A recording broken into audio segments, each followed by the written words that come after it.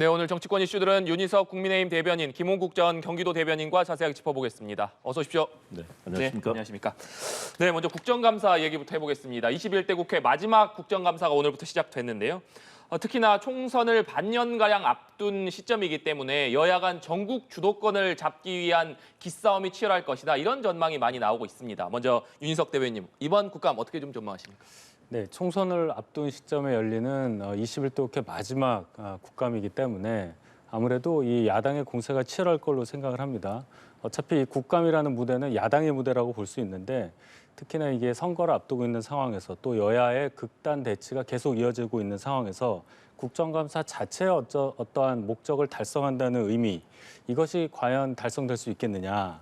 굉장히 이 정쟁의 장으로 변할 수 있는 가능성이 커서 저희 입장에서는 수적으로는 불리하지만 국정감사가 본연의 목적을 달성할 수 있도록 잘 진행되도록 하는 데 일단 주안점을 두고 있다. 이렇게 말씀드리겠습니다. 네, 김홍국 전 대변인님. 네, 아주 우리 윤희석 대변인처럼 하면 좋을 것 같습니다. 왜냐하면 국정감사는 결국은 행정부가 1년 동안 해왔던 일에 대해서 입법부가 감사하고 잘못된 부분들이 있는지, 예산 사용이 제대로 됐는지를 살피는 사실상 민주주의의 꽃입니다. 그리고 국회가 행정부에 대해서 갖는 본연의 역할인데요. 지금 여야 대치가 정말로 극심합니다. 그렇기 때문에 아마 저도 진행되는 것은 정말 치열한 여야 간의 갈등 그리고 대립이 될 텐데, 그런 와중에도 과연 행정부가 지난 1년 동안에 국민들에게 예산을 제대로 사용했는지, 예산의 낭비는 없었는지, 또는 여러 가지 공권력의 행태가 적절했는지 이런 부분을 짚을 텐데요.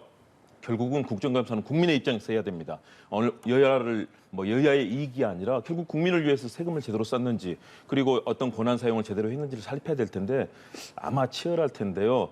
작년 같은 경우는 어쨌든 임기 첫 번째 해였기 때문에 국감이 사실은 그렇게 큰 역할은 못했습니다. 그러나 임기 1년 반이 이제 거의 지났습니다. 그리고 총선이 있기 때문에 아마 각 국감 장면마다, 그리고 얼마나 많습니까? 친일 논란, 후쿠시마 해고용 폐수 방류라든가, 그런 일본과의 관계, 홍범도 장군 흉상 이전이라든가, 이런 여러 가지 역사 문제도 있었고, 양평 고속도로 논란도 굉장히 크고요. 또 대법원장 인준 부결에 대해서 여러 가지 논란도 있고, 아마 각 상임위마다 수많은 사안을 짚을 텐데, 대신에 그 입장은 아까 윤석열 대변인 잘 얘기하셨는데요. 국민의 입장에서 제대로 정부가 일을 했는가를 하나하나 짚어주고, 겸허하게 만일의 경우 문제가 있었다면 여당도 또 대통령과 정부도 이걸 받아들여서 고치는 계기로 삼아야 되지, 무조건 야당이 지적하는 것을 잘못된 것이다라고 얘기하면은 정쟁으로 끝나거든요. 그래서 국감이 정말 효율성 있게 진행이 됐으면 합니다. 네.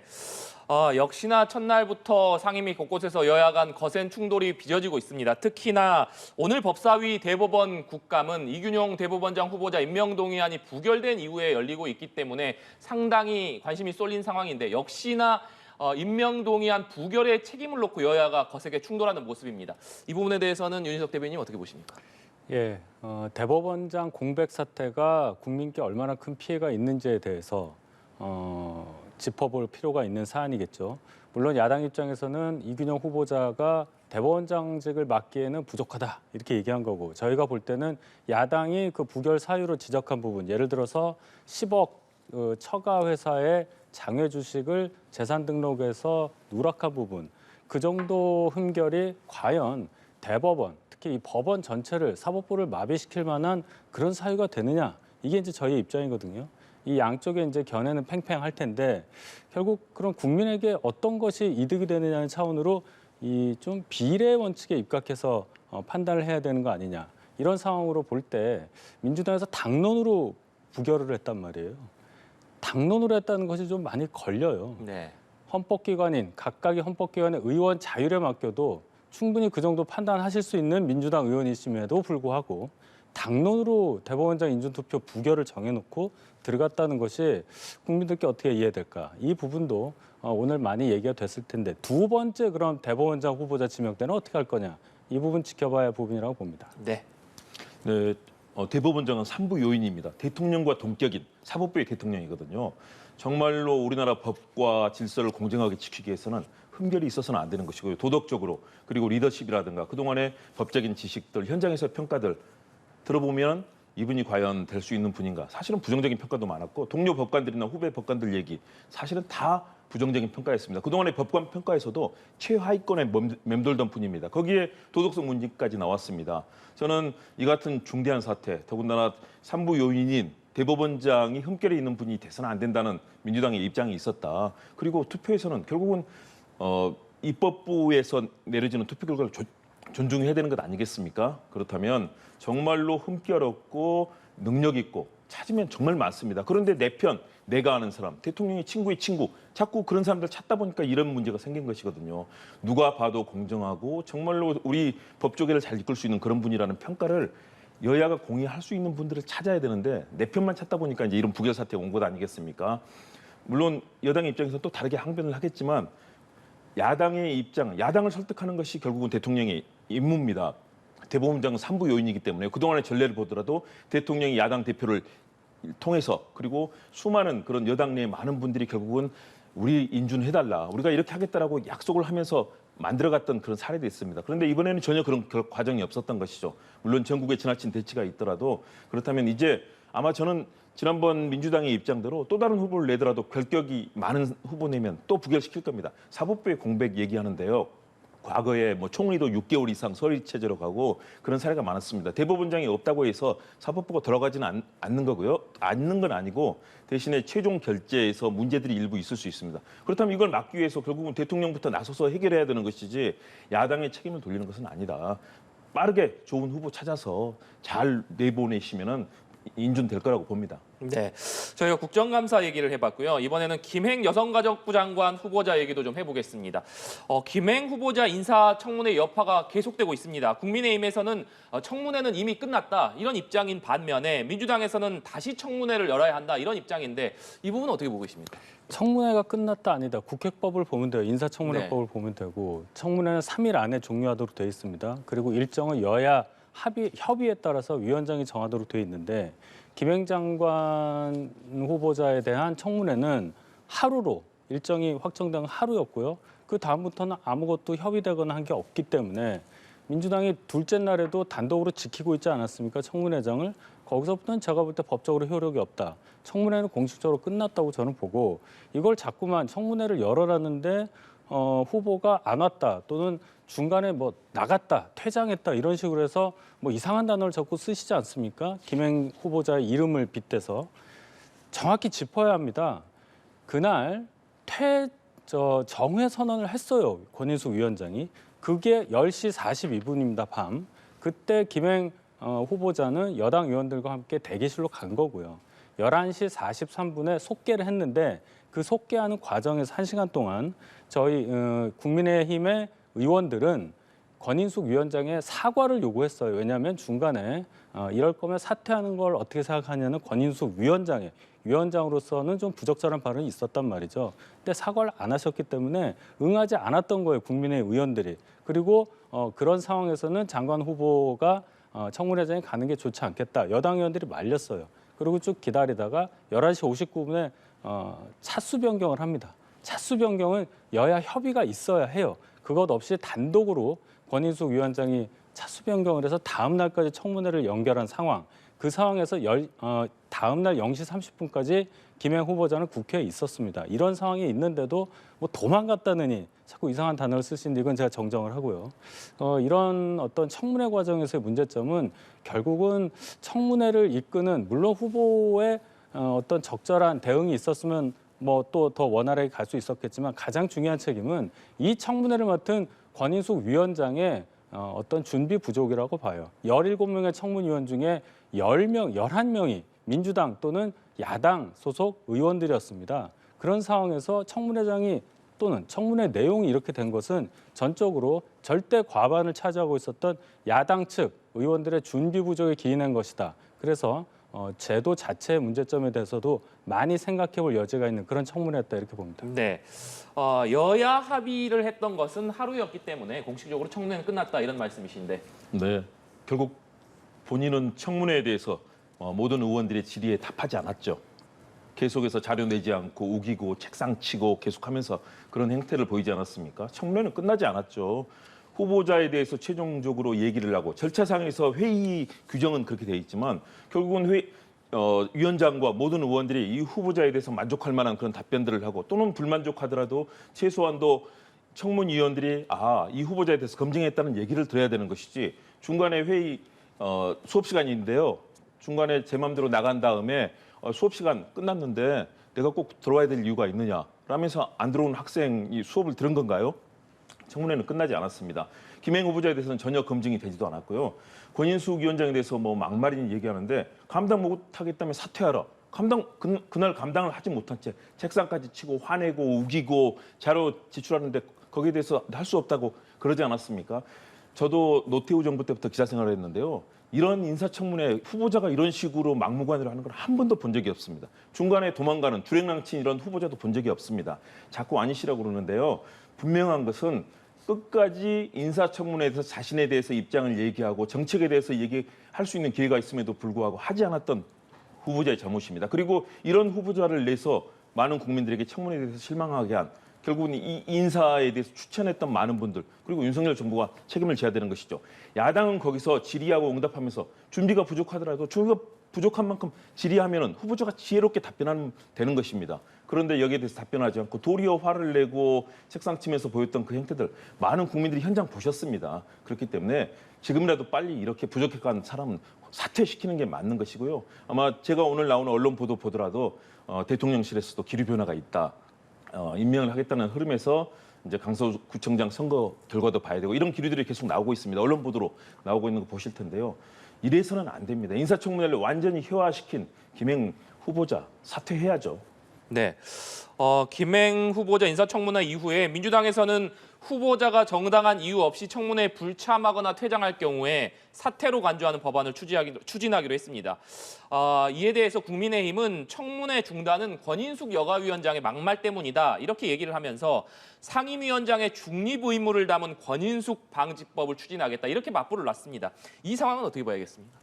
제가 방송까지 나와서 막 정치 공세하고 그러고 싶지는 않습니다. 그런데 지금 김홍국 대변인께서 좀 세게 말씀하시니까 저도 몇 말씀 첨언할 수밖에 없는데 뭐 권인숙 방지법이라든지 뭐 김행 방지법이라든지 정말 창피한 겁니다. 21대 국회는 완전히 실패한 국회예요.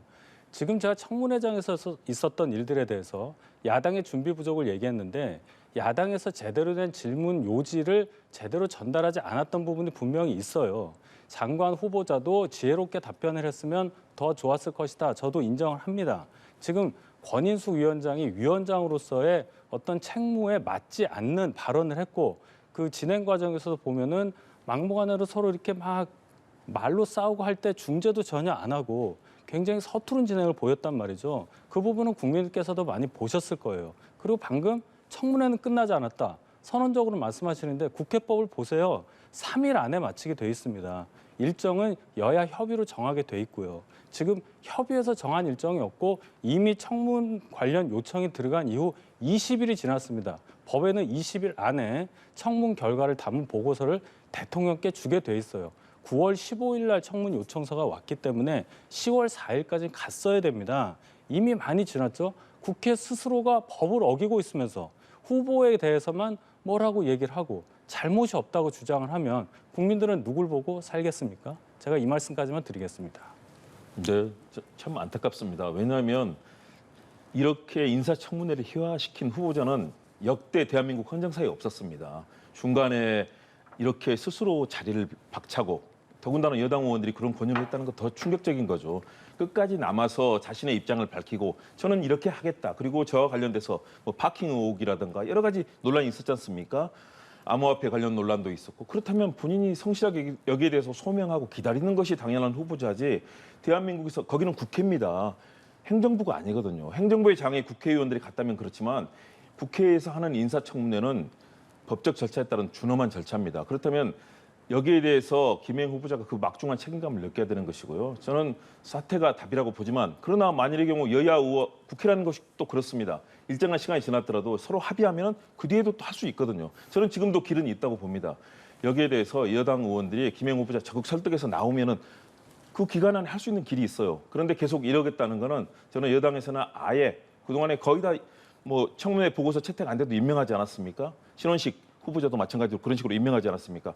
그럴 계획으로 가는 것 아닌가. 그러나 아마 국민의힘 또 여당 관계자들도 이러서는 안 된다. 더구나 김행 후보자에 대해서는 비판적인 의견들을 많이 내고 계세요. 그렇기 때문에 아마 서로 간의 협의에 의해서 그런 변화의 기류들이 나타날 거라고 생각합니다. 아니 국회 스스로 법을 어기면서 협의 없이 일정을 정하고 청문회가 안 끝났다고 강변하면은 뭘 근거로 해서 법에 의거해서 뭐 사퇴를 한다든지 일정을 맞추자든지 그런 근거가 없지 않습니까? 제가 드리는 말씀에 답변을 전혀 안 하시는 거예요. 계속 김행호 후보자 사퇴 얘기하는데 그 전에 국회에서 또 국회 절대감을 갖고 있는 의석을 갖고 있는 민주당에서 법 절차를 준수하면서 뭔가 이끌어야지 그냥 정치적으로 해서 후보자가 도망갔으니까 협의해서 여야 협의해서 다시 뭔가를 해서 그렇게 진행을 하자 이렇게 이야기하면 법을 왜 만들어요?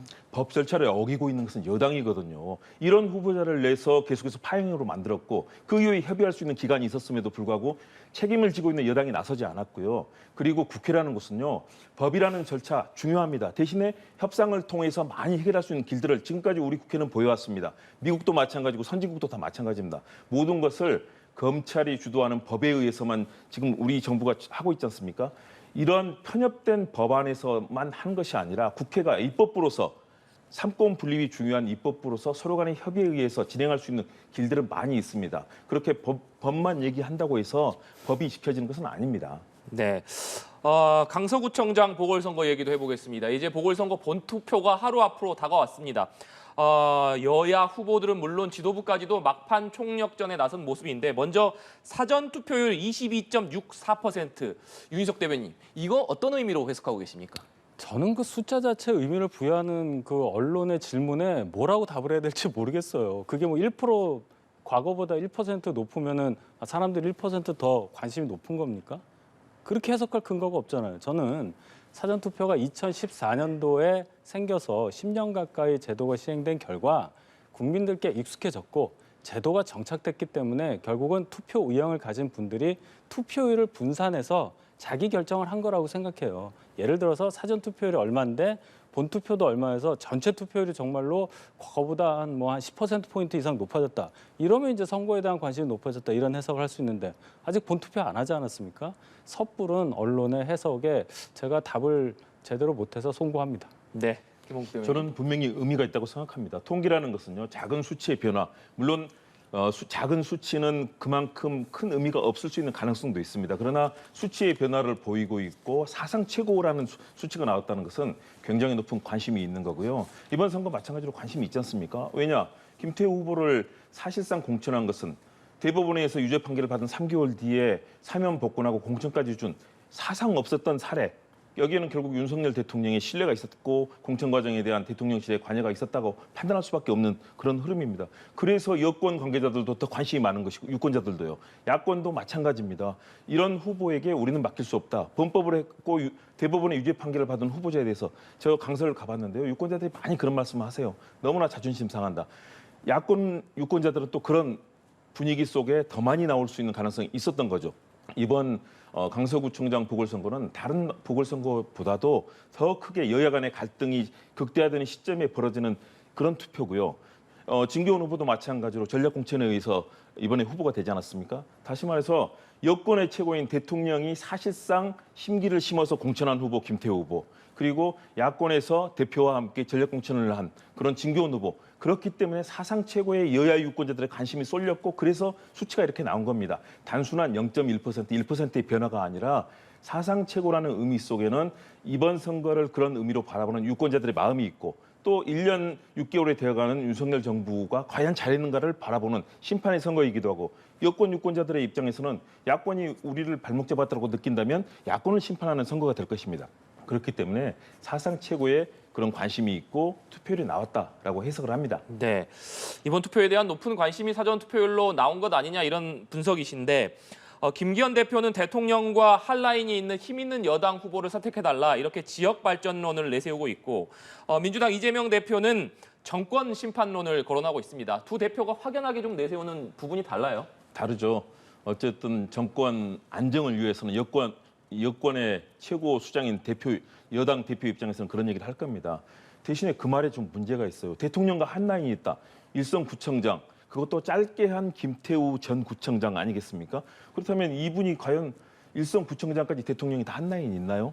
결국은 검찰 수사관, 같은 검찰 출신이었기 때문에 그런 공감대가 있고 또 이번 공천까지도 관여했기 때문에 힘이 있다는 것인데 이 힘은 사실은 그렇게 긍정적인 힘은 아니거든요. 과연 정권의 전폭적인 지지를 받아서 김태우 후보가 당선이 됐을 때 일을 잘할 것인가? 야권의 입장에서는 진교훈 후보 같은 경우는 지금까지 여권에서 거의 네거티브를 할 수 없을 정도로 흠이 없는 후보라고 여권에서도 야권에서도 얘기를 하고 있습니다. 지금까지 보시지만 진교훈 후보에 대해서 네거티브가 없지 않습니까? 그 점에서 저는 여야 모두 아주 총력을 기울여야 되고 마찬가지로 실패했을 경우 김태우 후보가 실패했을 경우에는 윤석열 대통령을 비롯한 여권이 충격을 받는 것이고요. 야권 역시 진교훈 후보가 전략 공천이 됐기 때문에 야권의 대표인 이재명 대표부터 여러 가지 그런 위기 속에 놓여 있다는 판단을 할 것이기 때문에요. 그만큼 중요하고 정말 절체절명의 선거다. 그런 측면에서 여야 대표 모두 이렇게 큰 발언, 센 발언들을 하면서 유세를 하고 있다고 봅니다. 네, 윤석 대변인님. 방송에서 선거운동을 하시네요. 제가 사실관계는 좀 정정해야 되겠습니다. 김태호 후보가 뭐 여권의 최고 수장 대통령을 그렇게 말씀하시는데 글쎄 무슨 뜻인지 모르겠고 저희는 경선을 통해서 후보를 선출한 거예요. 민주당은 전략 공천하셨다고 하지 않았습니까? 그런 것만 봐도 후보 선출 절차 관련한 민주적 정당성에 대해서 국민들께서 다 아실 거고 이게 무슨 절체절명의 선거입니까? 서울 전체 선거도 아니고요. 서울에 25개 있는 자치구 중에 하나 강서구 구청장을 뽑는 선거예요. 민주당에서 이거를 굉장히 부풀리는 이유 중에 하나는 강서구라는 곳이 지역구 3개 모두 다 민주당이 갖고 있는 민주당 강세 지역이기 때문에 승리할 수 있다는 예측을 하고 있고 그 상황을 어떤 정치적인 공세에 이용하기 위해서 이 선거가 마치 무슨 총선 전초전이라느니 총선 민심을 판단할 수 있는 근거로 활용하고자 이렇게 많이 얘기하시는 건데 물론 저희도 총선 앞두고 이 선거에 총력을 다해서 하고 있습니다. 당연히 이겨야 하는 선거이기 때문에 총력을 다하고 있는 건데 이 승패 여부를 너무 과하게 해석을 해서 이 선거를 이기면은 그럼 총선 이기고 이 선거 지면은 총선이 암울하고 그런 전략으로 가신다면 앞으로 총선에서 민주당 결과 한번 지켜보겠습니다. 네. 이재명 대표가 어제 퇴원을 했습니다. 퇴원을 하고 강서구청장 보궐선거 유세 현장을 찾았는데 이런 얘기를 했습니다. 우리 안에 작은 차이를 넘어서서 함께 손잡고 가자. 통합을 강조하는 듯한 발언을 했는데 이것이 체포동의안 가결에 표를 던진 민주당 내 비명계 의원들을 향한 통합의 메시지다. 뭐 이런 해석들도 일각에서는 나오고 있는데 이 부분에 동의하십니까? 통합의 메시지죠. 그 말 문면 그대로 해석할 필요가 있다고 봅니다. 정치 지도자가 되는 여러 가지 그 말의 이면에 여러 가지 해석도 있지만요. 일단은 그 문면 그대로 해석을 할 필요가 있다고 봅니다. 통합의 메시지를 던진 거 아니겠습니까? 그리고 민주당이 앞으로 이기기 위해서는 이번 선거뿐만 아니라 앞으로 이기기 위해서는 당연하게 내부에 분열이 없어야 되고 통합해야 되는 것이고요. 이건 마찬가지로 여권도 마찬가지 아니겠습니까? 그런 측면에서 이재명 대표는 유권자들뿐만 아니라 당내에 있는 많은 사실 비명계, 반명계 여러 가지 논란도 있지만 같이 힘을 합쳐야 선거에 이길 수 있다라는 그런 입장에서 저는 앞으로도 이재명 대표의 그런 메시지는 계속될 것이다. 그러나 당내에서 여기에 대해서 다른 또 비판적인 목소리를 내는 거 이건 민주정당이기 때문에 당연히 가능한 것이거든요. 그런 측면에서 이재명 대표는 앞으로도 그런 행보를 할 가능성이 높다라고 보여지고요. 비명계, 반명계에 있던 분들의 목소리도 최근에 줄어들지 않았습니까? 그렇다면 조금 더 그런 방향으로 민주당 내부의 단합이 이루어질 수 있는 길들을 이재명 대표가 스스로 얘기하면서 또 그 길을 만들겠다는 의지를 보여줬다고 봅니다. 네, 통합을 강조한 발언이다 이렇게 말씀을 해주셨는데 그런데 홍익표 원내대표 같은 경우에는 당에 도움이 안 되는 사람한테 공천을 줄 수 없다. 이렇게 얘기를 했기 때문에 만약에 이재명 대표가 그것이 통합을 강조한 발언이라고 해석을 한다면 다소 결이 다른 발언이라고밖에 해석될 수밖에 없을 것 같거든요. 예. 상대당 얘기니까 제가 좀 말씀을 조심스럽게 드려야 되겠는데 당대표와 원내대표의 발언의 결이 다르지 않습니까? 물론 이재명 대표는 겉으로 그렇게 말씀하실 수밖에 없는 상황이에요. 근데 만약에 정말로 그런 행보를 보이신다.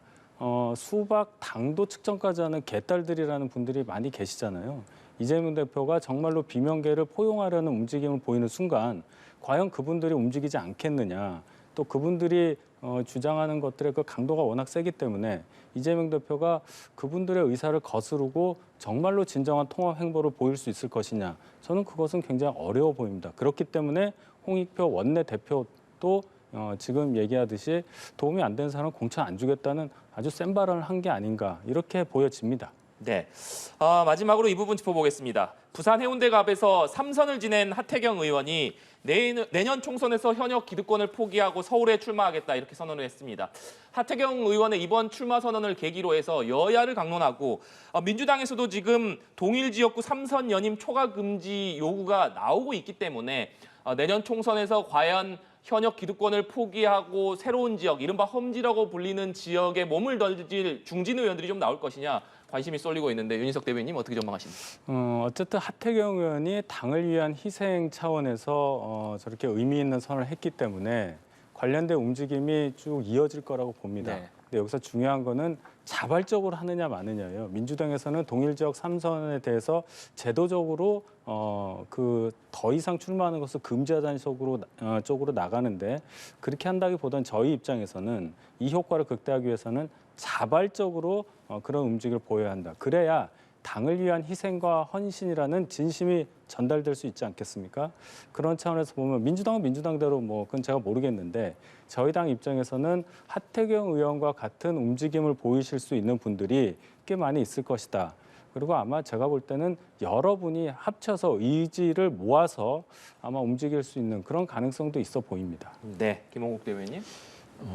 일단 국민의힘에서 그런 움직임이 많이 나와서 정치 개혁이 되면 좋겠습니다. 그런데 이제 홍준표 대구시장이 그런 얘기를 했죠. 자신 없어서 제 살 길을 찾는 것이다라고 얘기하면서 이 평가를 했습니다. 물론 서로 간의 갈등도 있겠지만 그런 표현이 맞게 과연 본인이 정말 자신이 있었다면 그랬을까? 여러 가지 험지 출마 권유를 받으면서 도저히 공천을 받을 수 없다는 그런 절박감도 작용을 했을 거라고 봅니다. 대신에 지혜롭게 잘해서 그런 공천 개혁이 됐으면 좋겠고요. 민주당은 이미 많이 이루어져서 진행이 되고 있습니다. 우상호 의원 같은 경우는 이미 본인이 불출마를 사선하지 않았습니까? 불출마 선언하고 그런 조치를 했고요. 또 홍익표 원내대표도 성동에서 이미 험지인 서초로 이동하지 않았습니까? 이미 그런 흐름들이 민주당에서는 많이 나타나고 있는데, 대신에 저는 두 가지가 문제라고 봅니다. 첫 번째는 그렇다면 유능한 3선, 4선을 하더라도 정말 유능하신 분들이 있거든요. 일 잘하고 똑똑한 분들, 나중에 국회 부의장도 하고 의장도 하실 분들도 있거든요.